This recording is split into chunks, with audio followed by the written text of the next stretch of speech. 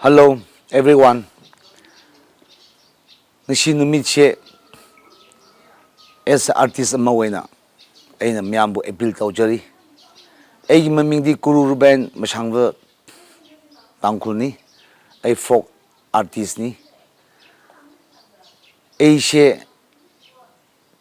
krishu na trushu kalakar ama waina artist ama waina. Ay wakanda appeal tawning ba. Miyambu every community da appeal matawjani. Misikrino harga hujik Manipur state da thokriba situation she nungai bagi situation din natre community ani wa thoktuna lady bishe lady ba Manipur state da paliba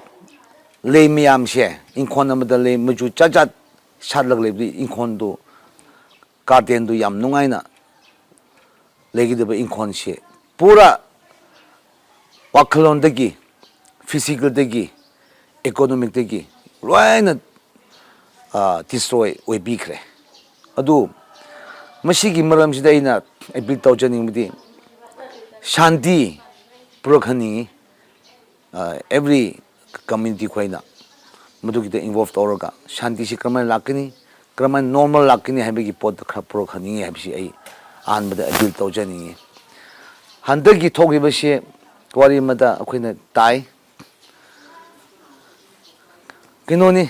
religion ti khadnabni hainu su pangang ngang nai aduga tribal kamai de khadnabni hainu su ngange adu ti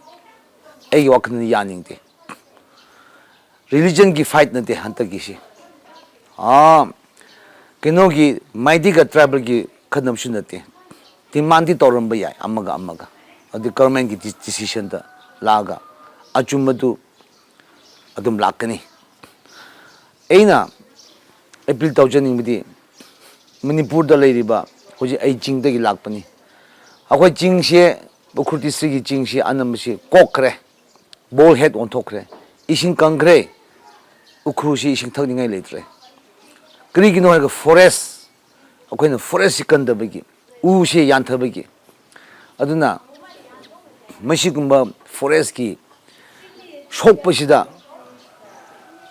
next generation sida koi ising sikrai de lakidabno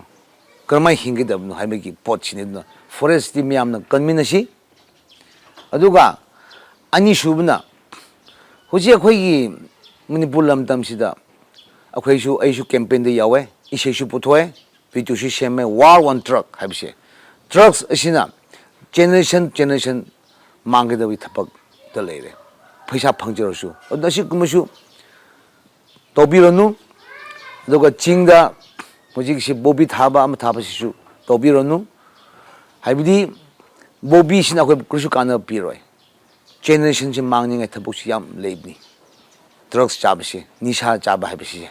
adu main drugs sina na ko war on truck haina ko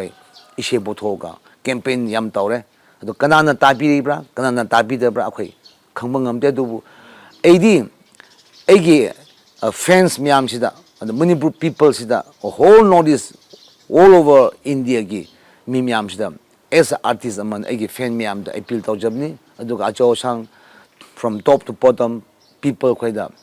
appeal tawjari shanti gi potche khanminaraga shanti normal life laga school kaba yadre hujikse like tamba yadre krishi toba yadre business when flop chat kre economic flop chat kre akhoi kalakar sing tolop chadab sing di nongma lamphai tawraga labor normal labor sing kri charga hingidabno hoji irang se shanti thuna purak ningai mi miyamna misigi lamje changbire hairaga miyam hodnaminaraga